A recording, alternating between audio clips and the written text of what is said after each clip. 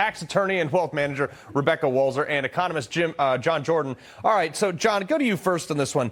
Big news. Like, I've been getting into crypto quite some time over the last few years, but a lot of people don't understand it. Seeing Vice President Vance stand up there and say, yep, we're doing this, kind of a big thing.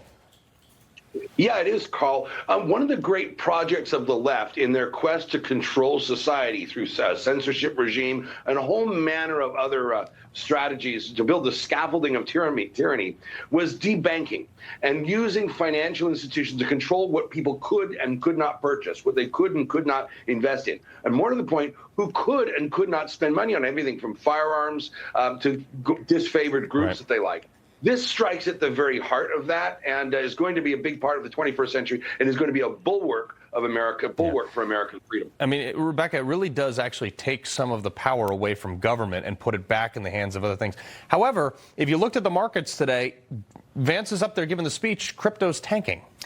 Yeah, I don't know it's directly correlated. I don't think the market's like, what is what he said, and let's go. But I do think that there has got to be something worked out, and I'm so glad to see this Trump administration so involved in this conference. It's like they're all over. Don Jr.'s there, Eric's there, they're speakers. Obviously, JD's the keynote. But the point is that this is the end, is if we get a central bank adoption of any kind of blockchain technology, cryptocurrency, this is the end of fiat currency, Carl. So how are we going to deal with that? Because that is the issue. But definitely, this is here to stay. This is the blockchain. This is the future. And I love that this administration is so enveloping it and saying, because it's coming. Digital gold. Exactly. Let's take it on if it's coming anyways. Yeah, and you can trade it internationally because it's one currency. All right, so let's get to some other economic stuff here, John.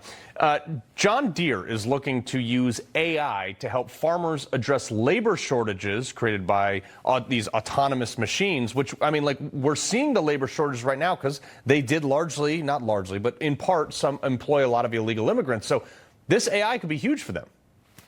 Yeah, absolutely. And it's also an inflation story, too. John Deere is an all-American company. You're going to see other companies do this. I have a winery out in California. We increasingly use mechanization, and we'll likely move to something like this when the technology matures.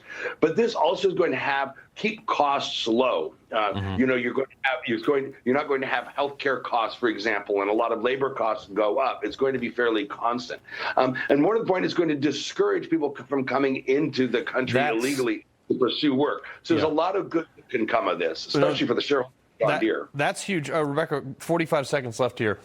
How do we put the brakes on if AI goes too far to replacing things? Well, that's the thing, right? It's like I read what John Deere is saying they're doing. It's going to be automated tractors, automated electric mowers, everything is going to be automated. As you mowing. You can sit at your football game while your farm is being farmed. And so I love this AI, but it is the outsourcing of our own productivity, and people just need to realize that. And we need to think ahead of that and think, okay, what are the farmers going to do eventually? Because forget about the migrants. I'm on your page, but this is the outsourcing of all skilled labor, doctors, everything. And we need to be ahead of that and saying, where does the productivity still come from, the human capital? What scares me is the potential for universal basic income as a need for that. And that really freaks me out. There you go. They're all related. Rebecca, John, appreciate it very much.